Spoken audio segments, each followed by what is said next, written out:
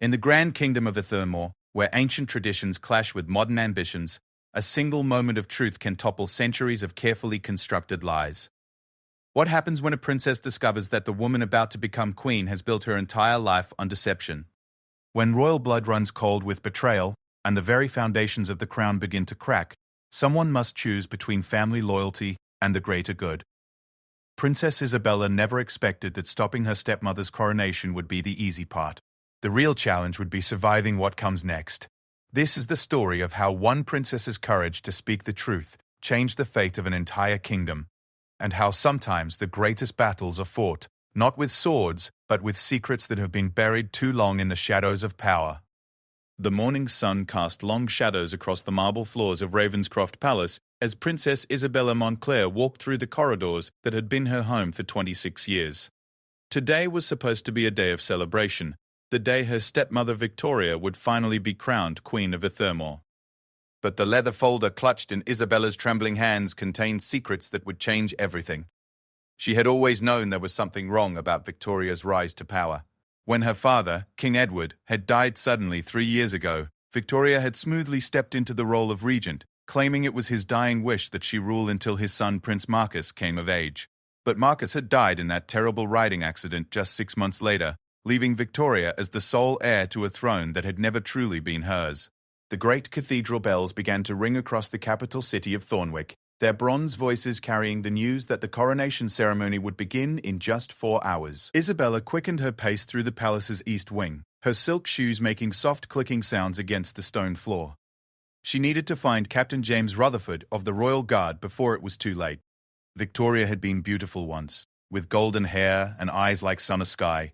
She had charmed King Edward during his period of grief after Isabella's mother died, appearing at court functions with just the right combination of sympathy and grace. Isabella, only 16 at the time, had actually been grateful for Victoria's presence. The woman had seemed to bring light back into her father's eyes, and Isabella had foolishly hoped for a real family again. But Victoria's charm had always felt calculated to Isabella, like a performance rehearsed to perfection. There were small things at first, the way Victoria's smile never quite reached her eyes, how she always seemed to be listening at doors, the mysterious letters that arrived for her with no royal seal. Isabella had tried to dismiss these observations as the jealousy of a daughter not ready to share her father's affections. The first real warning sign had come during Isabella's 18th birthday celebration. She had overheard Victoria speaking in hushed tones with a man she didn't recognize, a thin figure with dark eyes who seemed to melt into shadows when anyone approached.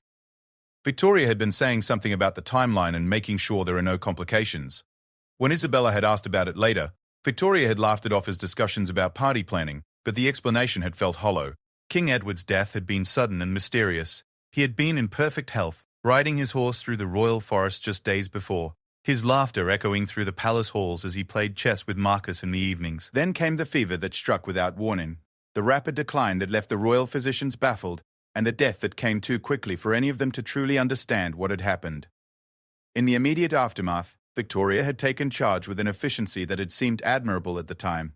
She made all the funeral arrangements, handled the affairs of state, and presented herself as the grieving widow who would carry on her husband's legacy. The Royal Council had accepted her claim to regency without question, especially when she produced what appeared to be King Edward's signed decree naming her as successor. But Marcus had begun asking questions. Isabella remembered the conversation she'd had with her younger brother in the months before his death.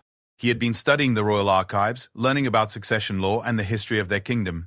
Marcus had discovered some inconsistencies in the documentation of Victoria's claim, small details that didn't quite align with traditional protocols.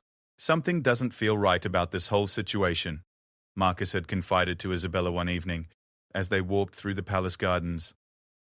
Father was very particular about following proper procedures for everything, but some of these documents, the handwriting looks strange in places, and the witnesses listed include people who weren't even in the kingdom when the papers were supposedly signed. Isabella had encouraged him to be careful with such accusations. Victoria had been kind to them both, and challenging her claim could be seen as treason. But Marcus had been determined to uncover the truth, spending long hours in the royal library and making discreet inquiries among the older court officials who had served their father for decades. Then came the riding accident. Marcus, who had been an expert horseman since childhood, had somehow been thrown from his horse during what should have been a routine morning ride through the familiar paths of the royal estate. The horse had returned to the stables alone, and Marcus had been found hours later with a broken neck at the bottom of a ravine he would never have attempted to cross. The official investigation had concluded it was a tragic accident, but Isabella had noticed things that troubled her. Marcus's horse, Thunder, had been acting strangely in the days leading up to the accident, showing signs of agitation that were unlike his usually calm temperament.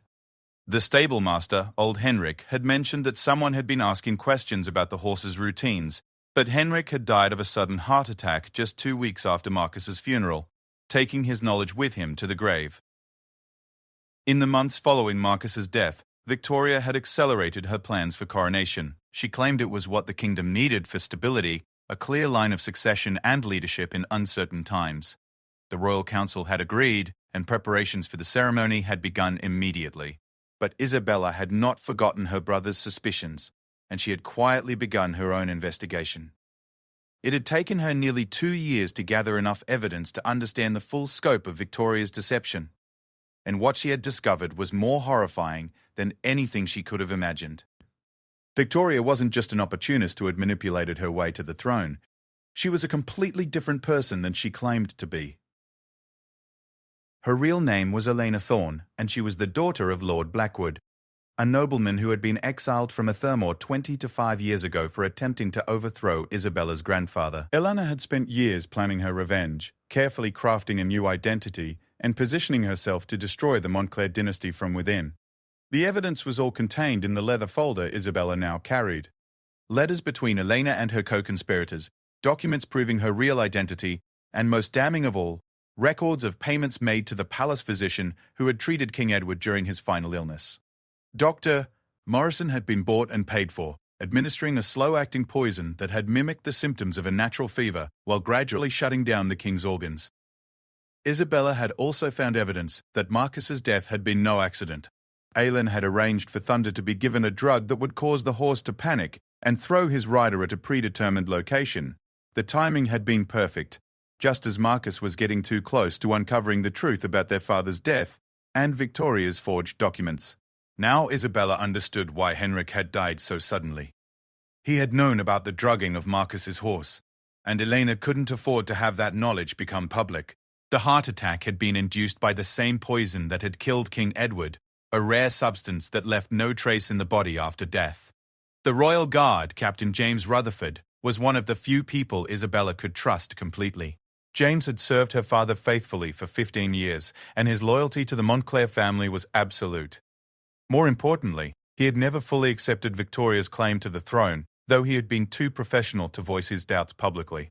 Isabella had been working with James secretly for months, sharing her discoveries and building a case that would stand up to scrutiny from the Royal Council. James had used his position to conduct his own investigation, speaking quietly with palace staff and reviewing security records from the times around King Edward's death and Marcus's accident. What James had discovered had confirmed Isabella's worst fears. Security footage from the night of King Edward's death showed Dr. Morrison leaving the king's chambers much later than he had reported in his official statement. The doctor had been carrying something, a small vial that had not been among his usual medical supplies. James had also found records showing that Dr. Morrison had suddenly come into a large sum of money just weeks after the king's funeral, despite having no known sources of income beyond his royal salary. The investigation into Marcus's accident had revealed even more disturbing evidence. The morning of the accident, a man matching the description of Elena's mysterious associate had been seen near the royal stables. This same man had been spotted in the area where Marcus's body was eventually found, and he had left the kingdom immediately after the prince's funeral, never to return. James had compiled all of this evidence into a comprehensive report that would be presented to the Royal Council if Isabella decided to proceed with exposing Victoria's crimes. But they both knew that making such accusations against the woman about to be crowned queen would be extremely dangerous. Eleanor had spent years building a network of supporters and eliminating anyone who posed a threat to her plans. If Isabella's accusations failed to convince the council, or if Elena managed to discredit the evidence, Isabella herself might become the next victim of a convenient accident. As Isabella reached the door to Captain Rutherford's office, she paused for a moment to steel herself for what was about to happen. In just a few hours, she would either save her kingdom from a murderous usurper or lose everything she held dear in the attempt. The weight of centuries of Montclair rule rested on her shoulders, and the ghosts of her father and brother seemed to whisper their encouragement from beyond the grave. She knocked 3 times on the door, the agreed-upon signal that would let James know she was ready to proceed with their plan. The sound echoed through the corridor like the tolling of a funeral bell, marking the end of Elena Thorne's reign of deception and the beginning of a battle for the very soul of Athemor. Time was running out, and soon the entire kingdom would learn the truth about the woman they were about to crown as their queen. Isabella only hoped that when the dust settled, there would still be a kingdom left to save. Captain James Rutherford opened the door to his office with the practiced calm of a man who had spent decades serving the crown through both peaceful times and moments of crisis. His weathered face showed no emotion as Isabella entered, but she could see the tension in his shoulders and the way his hand instinctively moved towards the sword at his side. Today would test every oath he had ever sworn to protect the royal family. "Your Highness," James said quietly, closing the door behind her and turning the heavy iron lock. "I've just received word from our contacts within Victoria's inner circle. The coronation ceremony will proceed exactly as planned, with one significant change. She's moved the timing up by 2 hours. The crown will be placed on her head at noon instead of 2 o'clock. Isabella felt her heart skip a beat. 2 hours earlier? But why? The entire kingdom is expecting the ceremony at the announced time. The foreign dignitaries, the nobility, the common people, everyone has made plans based on the original schedule. James moved to his desk and retrieved a sealed envelope, his expression growing even more grim. "This arrived an hour ago through one of my most trusted informants within the palace guard. It seems Victoria has learned that someone has been investigating her background. She doesn't know specifically who or how much they've discovered, but she's taking no chances. By moving the ceremony earlier, she hopes to complete the coronation before anyone can raise objections publicly." The implications of this news hit Isabella like a physical blow. All of their careful planning had been based on the assumption that they would have until 2 o'clock to present their evidence to the royal council and convince them to halt the coronation. Now they had less than 3 hours to expose a conspiracy that had been years in the making. "There's more," James continued, his voice dropping to barely above a whisper. "My sources tell me that Victoria has positioned additional guards throughout the cathedral, men who aren't part of the regular royal guard. These are mercenaries from outside the kingdom, soldiers whose loyalty has been bought with gold rather than earned through honor. If we attempt to interrupt the ceremony, we may be facing armed resistance from people who have no qualms about violence against members of the royal family." Isabella sank into the chair across from James's desk, the weight of the situation threatening to overwhelm her. Everything they had worked for was at risk of being undone by Victoria's paranoia and cunning. But as she looked at the leather folder containing the evidence of Victoria's crimes, Isabella felt her resolve strengthen. Her father and brother had died because of Victoria's ambition, and countless innocent people would suffer if this woman was allowed to claim the throne permanently. "Captain, I need you to tell me honestly, do you believe we have enough evidence to convince the council, even if we only have a few hours to present it?" James opened the sealed envelope and spread its contents across his desk. The documents included official correspondence between various council members, financial records, and testimonies from palace staff who had finally agreed to speak about the suspicious circumstances surrounding King Edward's death and Prince Marcus's accident. "The evidence is overwhelming, Your Highness, but the challenge isn't proving Victoria's guilt. It's getting the council to listen long enough for the truth to be heard." Several council members have already expressed concerns about last-minute changes to important ceremonies. They view such disruptions as signs of political instability, and Victoria has spent months convincing them that any opposition to her rule comes from disgruntled nobles who can't accept the new order. Isabella studied the documents James had laid out, recognizing some of the names and signatures from her years of observing court politics. Lord Chancellor Pemberton had always been a careful man who valued tradition and proper procedure above all else. If they could convince him of Victoria's deception, his influence with the other council members would be significant. But Pemberton was also known for his reluctance to act quickly on matters of such gravity. "What about Lord Marshal Blackstone?" Isabella asked, pointing to another name on the council roster. "He served my grandfather faithfully for over 20 years. Surely he would be sympathetic to evidence that the Montclair line has been deliberately destroyed." James nodded slowly. "Lord Blackstone has been asking quiet questions about Victoria's background for months. He never fully believed the story about your father's supposed deathbed wish to name Victoria as his successor. Blackstone knows royal protocol better than anyone, and he's always been troubled by the irregularities in the succession documents. If we can present our evidence to him first, he might be willing to help us convince the other council members. The sound of cathedral bells echoing across the city reminded them both that time was slipping away with each passing minute. Isabella stood and began pacing the small office, her mind racing through the possibilities and obstacles they faced. "There's something else we need to consider," she said, turning back to James. "Victoria's real identity as Elena Thorne means that her claim to the throne isn't just fraudulent, it's treasonous. If she's really the daughter of Lord Blackwood, then her entire presence in this kingdom has been an act of war against the crown. That changes everything, in terms of how the council will view this situation." James had been thinking along the same lines. "It also means that everyone who has supported her claim knowingly or unknowingly could be seen as complicit in treason. Some council members might be reluctant to admit they've been deceived, especially if it means acknowledging that they've been party to the overthrow of the legitimate royal line. This was the political reality that made their task so dangerous. Exposing Victoria's crimes wouldn't just reveal her guilt. It would embarrass and potentially implicate many of the kingdom's most powerful figures. People who had built their positions on their association with Victoria would have strong incentives to discredit or suppress any evidence that threatened to bring down the entire structure they had helped create. "We need allies," Isabella said decisively. "People whose loyalty to the true crown is stronger than their fear of political consequences. Who among the nobility can we absolutely trust to put the kingdom's welfare above their own interests?" James consulted a list he had been maintaining throughout their investigation.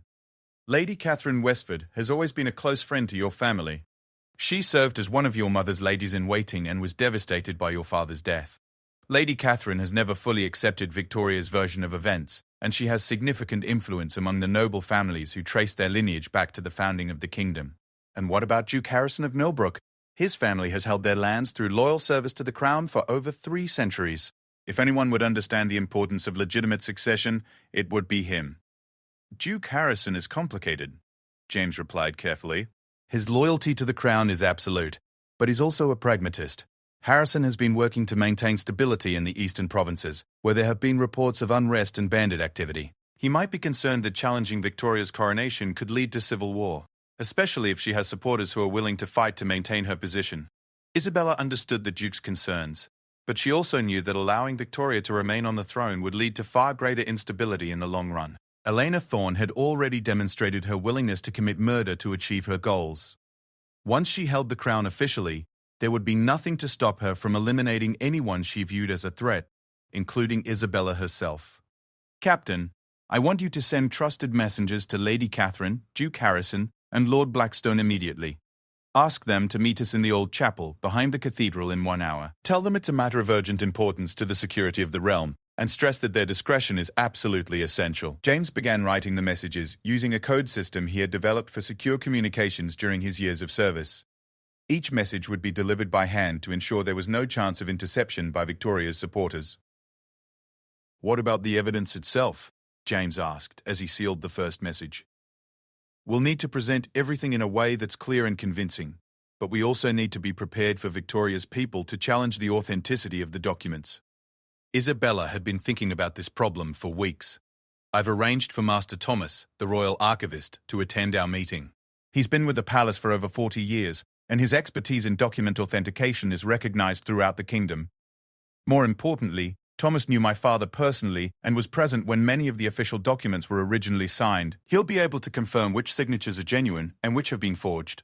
The plan was coming together, but Isabella knew they were still taking enormous risks. If Victoria learned about their meeting before the coronation ceremony, she might decide to accelerate her timeline even further or take more direct action to eliminate the threat they represented. "There's one more thing we need to discuss," James said quietly. "If we succeed in exposing Victoria's crimes and preventing her coronation, what happens next? The throne can't remain empty, and the kingdom will need legitimate leadership immediately to prevent chaos." Isabella had been dreading this conversation, but she knew it was inevitable. As the only surviving member of the direct Montclair line, she was the rightful heir to the throne of Ethermore. But accepting the crown would mean abandoning any hope of a normal life and taking on responsibilities she had never wanted or expected. The succession laws are clear, she said finally. In the absence of male heirs, the crown passes to the eldest daughter of the previous king. I am my father's only surviving child, which means the throne is legally mine by right of birth. James nodded solemnly. Your Highness, if I may speak plainly, the kingdom needs you now more than ever. Your father and brother would have wanted you to claim your birthright and restore honor to the Montclair name. The weight of destiny settled on Isabella's shoulders, like a heavy cloak. She had spent her entire adult life trying to avoid the political intrigues and burdens of royal responsibility, preferring to focus on her studies and charitable work among the common people. But Victoria's crimes had forced her to confront the reality that sometimes duty demanded sacrifice, and the greater good required individuals to step forward, even when they would rather remain in the shadows. Then let's make sure we succeed, Isabella said, her voice carrying a new note of royal authority. Send the messages, assemble our allies, and prepare for whatever Victoria might do when she realizes her reign of deception is coming to an end. As James dispatched his trusted messengers and began gathering the evidence they would need for their presentation, Isabella stood at the window overlooking the palace courtyard. In the distance, she could see the spires of the great cathedral where Victoria was preparing to claim a crown that had been stolen through murder and deceit. The next few hours would determine the fate of the kingdom, and Isabella offered a silent prayer to her ancestors that justice would prevail over the forces of darkness that had infiltrated the very heart of Ethelmore's royal legacy. The old chapel behind the cathedral had stood for over 400 years, its weathered stones bearing witness to countless secrets and conspiracies throughout Ethelmore's turbulent history. As Princess Isabella entered the dimly lit sanctuary, she could feel the weight of generations pressing down upon her shoulders. The ancient building seemed like the perfect place to plan the salvation or destruction of everything her ancestors had built. Lady Catherine Westford arrived first, her elegant bearing and silver hair making her appear every inch the noble lady she had always been. Despite being in her 60s, Catherine moved with the grace of someone much younger, her sharp eyes taking in every detail of their surroundings as she embraced Isabella warmly. "My dear child," Catherine whispered, her voice thick with emotion. "When I received Captain Rutherford's message, I knew this day would finally come. I've been waiting 3 years for someone to have the courage to speak the truth about that woman." Duke Harrison of Millbrook entered next, his massive frame filling the doorway as he surveyed the chapel with the calculating gaze of a military commander. Harrison had spent the better part of his life defending Ethelmore's borders, and his scarred hands told the story of countless battles fought in service to the crown. His presence brought an immediate sense of authority and strength to their small gathering. "Your Highness," Harrison said formally, bowing deeply to Isabella. "I confess I've had my doubts about Victoria's legitimacy from the beginning, but I've held my tongue in the interest of stability. If you've summoned us here today, I assume you have evidence that will finally put those doubts to rest."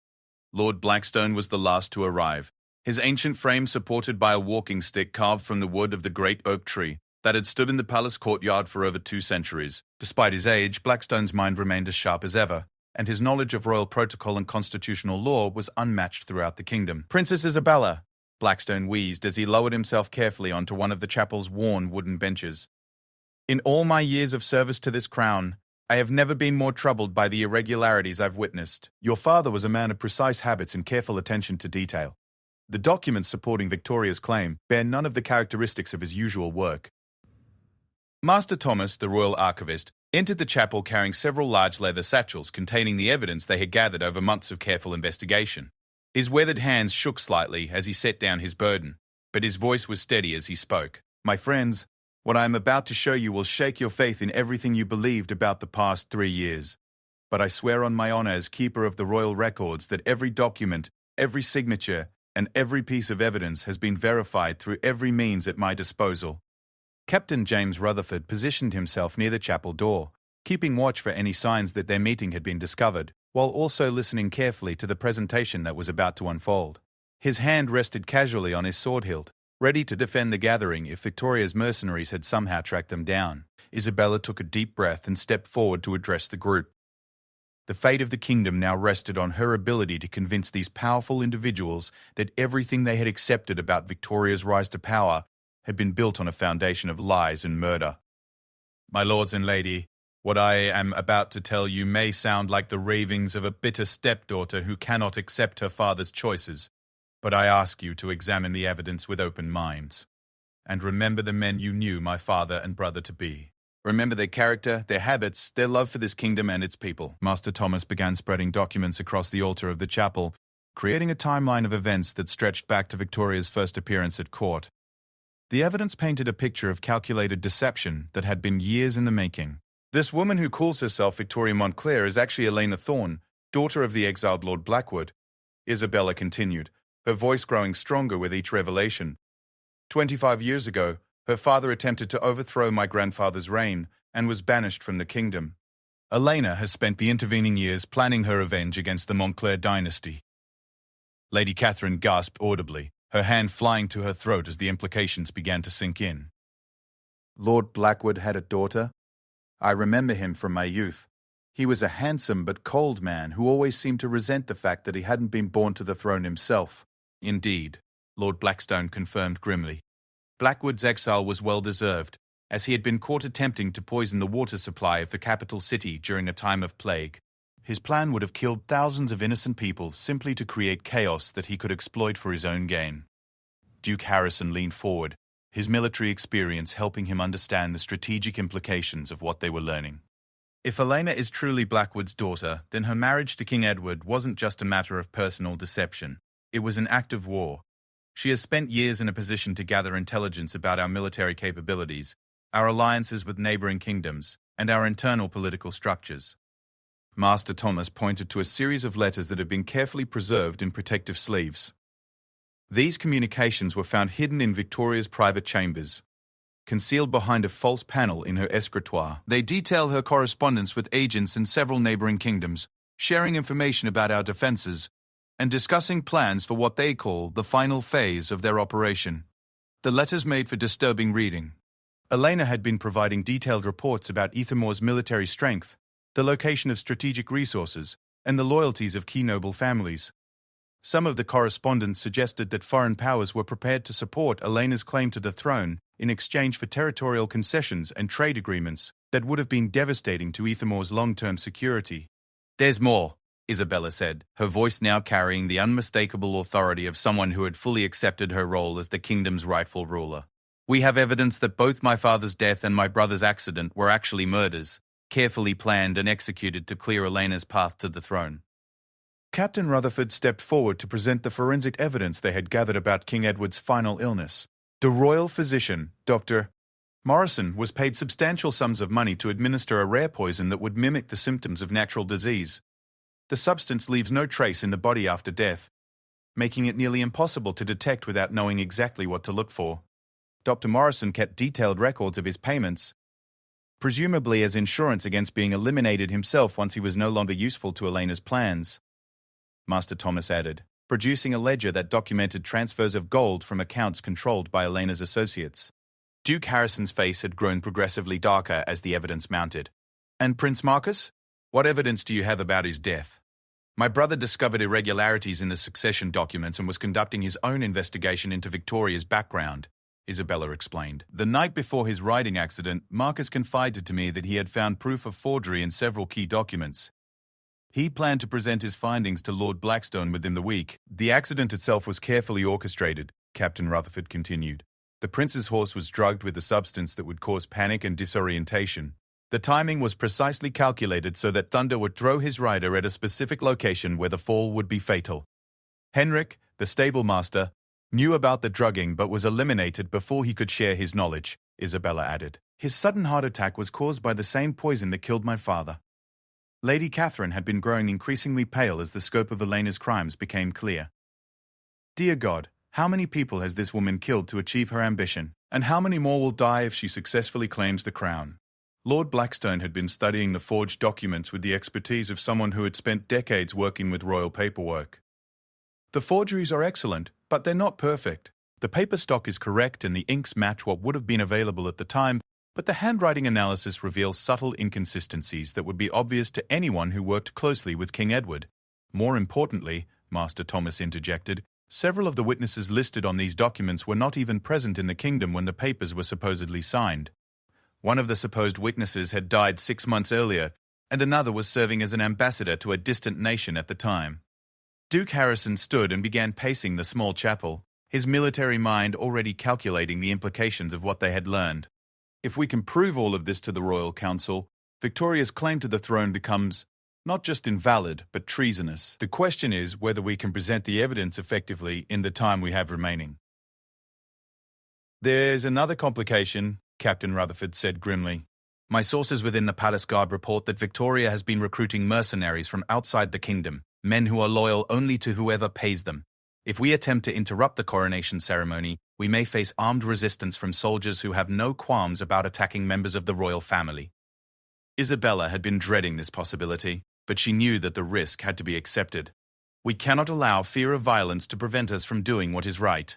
If we fail to act now, Elena will have the full authority of the crown behind her, and removing her from power will become infinitely more difficult. There is also the matter of foreign involvement, Lady Catherine pointed out. If Elena has been corresponding with agents from neighboring kingdoms, her coronation might be the signal for a coordinated attack on our sovereignty. We could find ourselves facing invasion from multiple directions while dealing with internal chaos. The weight of responsibility that Isabella had been carrying for months suddenly felt crushing.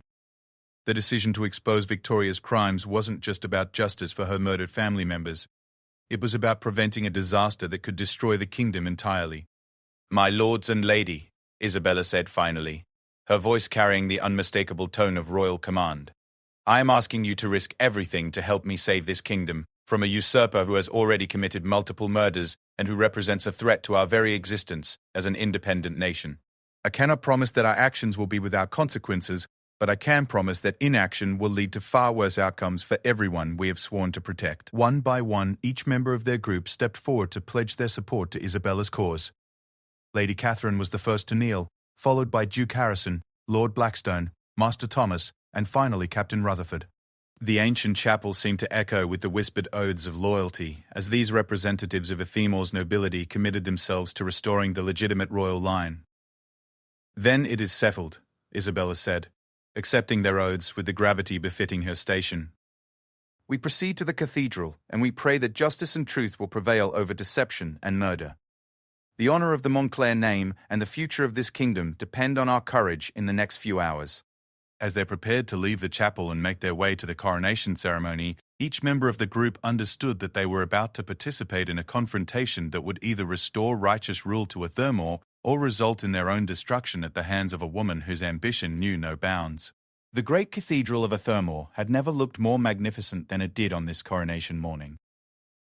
Thousands of candles cast dancing shadows across the ancient stone walls, while elaborate tapestries bearing the royal coat of arms hung from every available surface.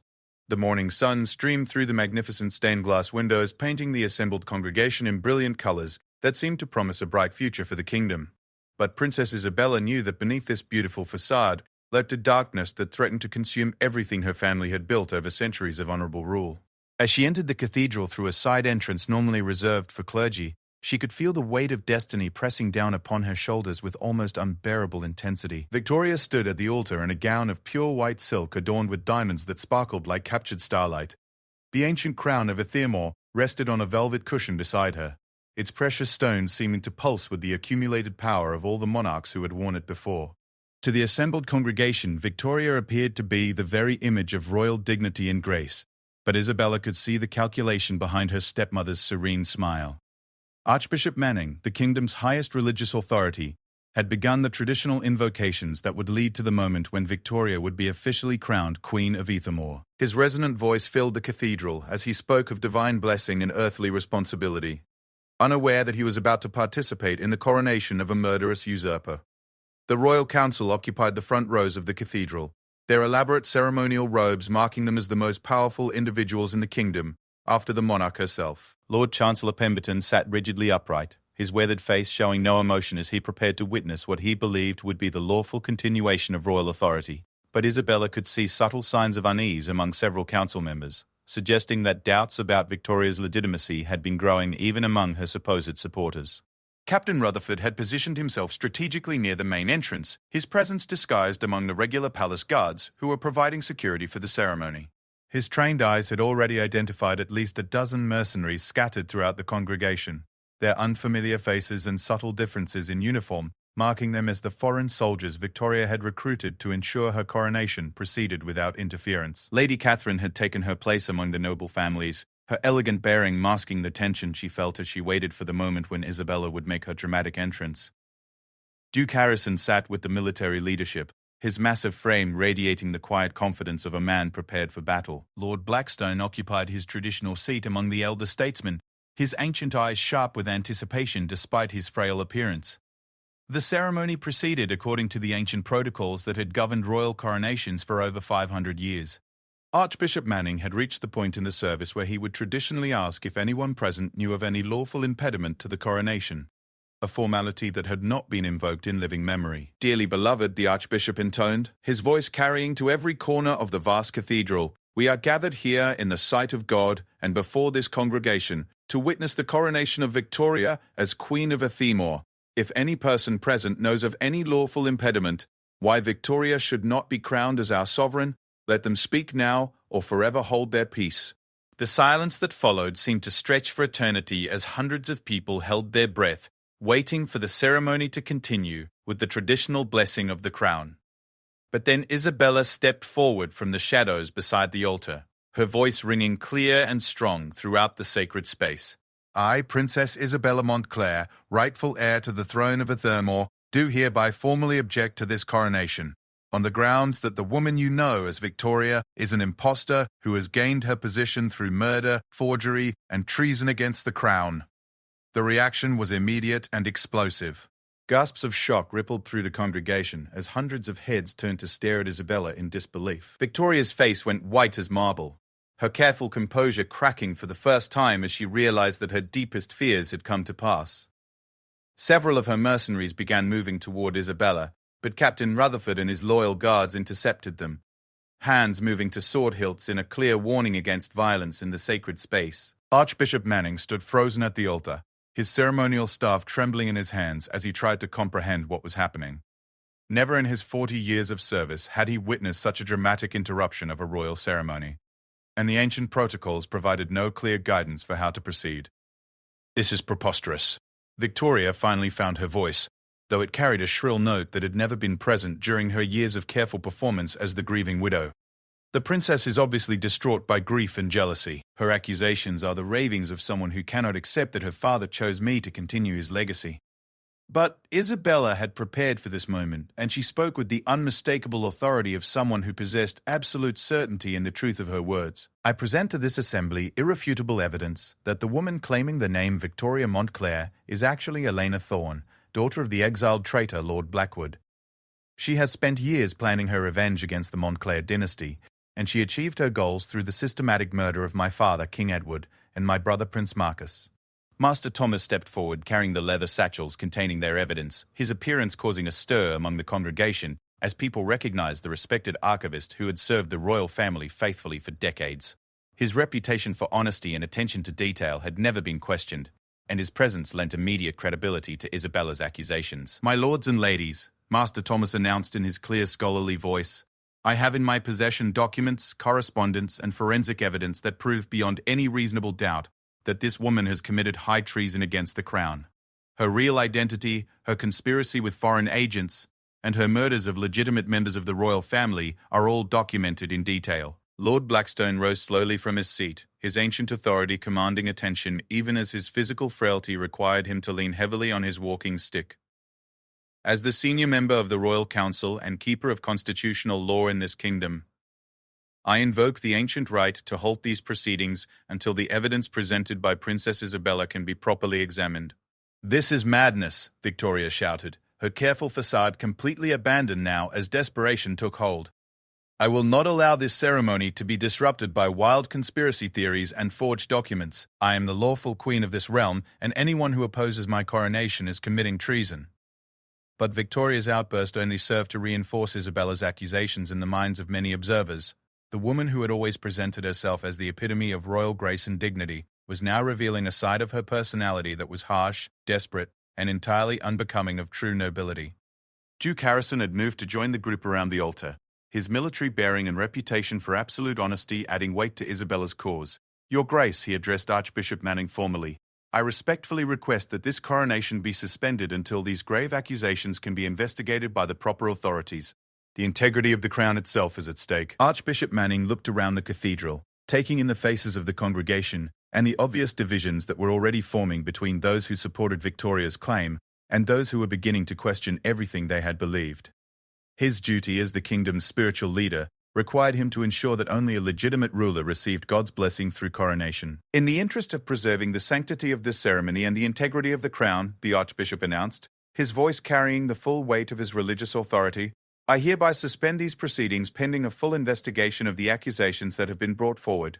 Victoria's face contorted with rage as she realized that her carefully planned coronation was slipping away from her. You have no authority to halt a royal coronation. The crown is mine by right, and I will not be denied by the scheming of jealous relatives and corrupt officials. Actually, Your Grace, Lord Chancellor Pemberton said, rising from his seat with the measured dignity that had characterized his decades of service. The Archbishop has both the legal authority and the moral obligation to ensure that only a legitimate ruler receives coronation.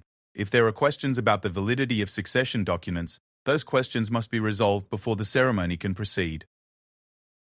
The tension in the cathedral had reached a breaking point, with various factions of the nobility beginning to choose sides based on their assessment of the evidence and their personal loyalties. Victoria's mercenaries were clearly prepared to use violence to ensure their employer's coronation proceeded, but they were outnumbered by the royal guards who had sworn their oaths to the Montclair dynasty rather than to any individual ruler. Isabella seized the moment to present the most damning piece of evidence in their possession. Master Thomas, please show the assembly the letter we found in Victoria's chambers, the one bearing the seal of Lord Blackwood and discussing the final phase of their plan to destroy the Montclair line.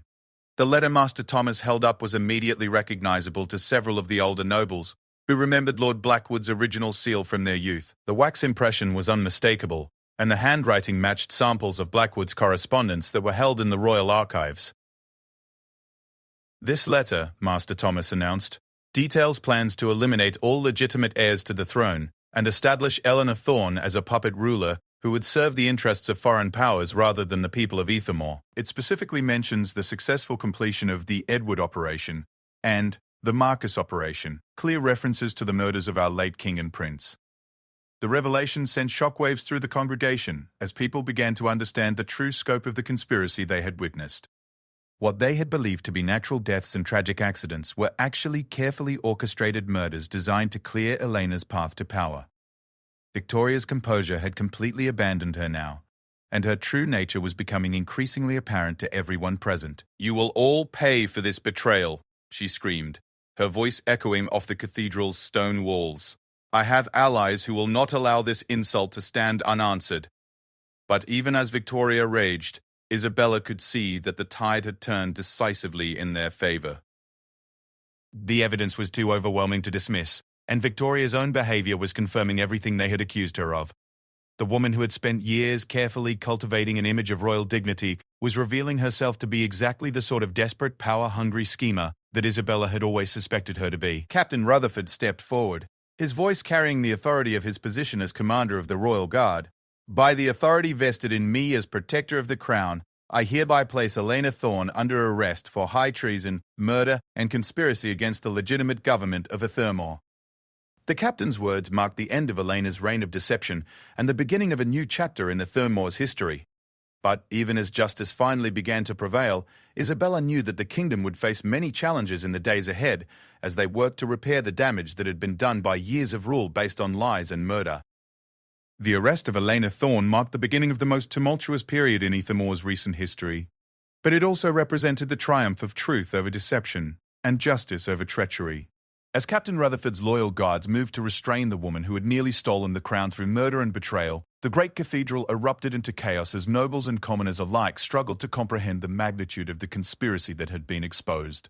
Elena fought like a cornered animal, her carefully maintained facade of royal dignity completely abandoned as she screamed threats and curses at everyone around her. "This kingdom will burn!" she shrieked, her voice echoing off the ancient stone walls. "My allies will not forget this betrayal, and you will all pay the price for opposing me." But her mercenaries, outnumbered and surrounded by Captain Rutherford's disciplined guards, wisely chose to surrender rather than engage in a hopeless battle within the sacred confines of the cathedral. Foreign soldiers who had been prepared to shed blood to ensure Elena's coronation now found themselves disarmed and under arrest. their loyalty purchased with gold proving worthless in the face of overwhelming opposition. Archbishop Manning, still clutching his ceremonial staff with trembling hands, looked around the cathedral with the stunned expression of someone who had narrowly avoided participating in one of the greatest sacrileges in the kingdom's history.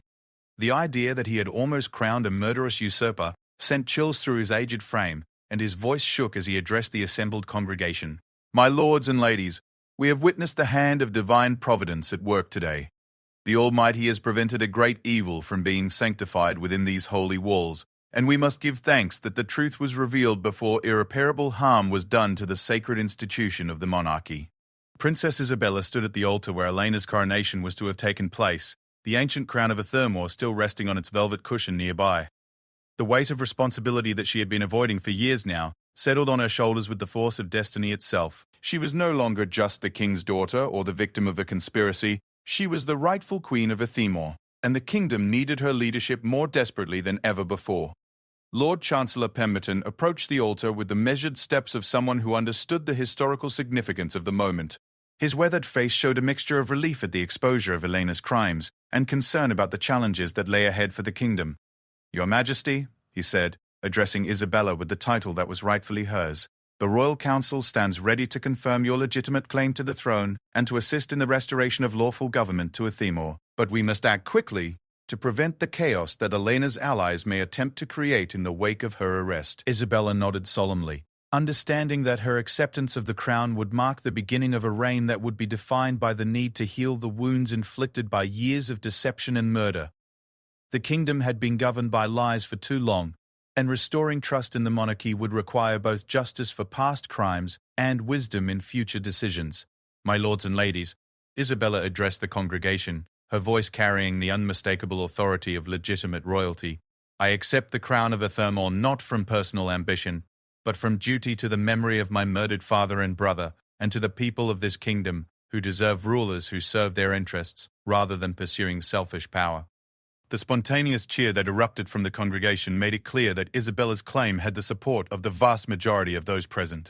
The nobles who had harbored secret doubts about Elena's legitimacy now felt free to express their relief that the natural order had been restored, while the common people who had attended the ceremony seemed genuinely pleased that their beloved Princess Isabella would finally claim her rightful place. Master Thomas stepped forward with documents that had been prepared for exactly this moment, writs confirming Isabella's legitimate succession, and orders for the immediate investigation of all individuals who had been complicit in Elena's conspiracy.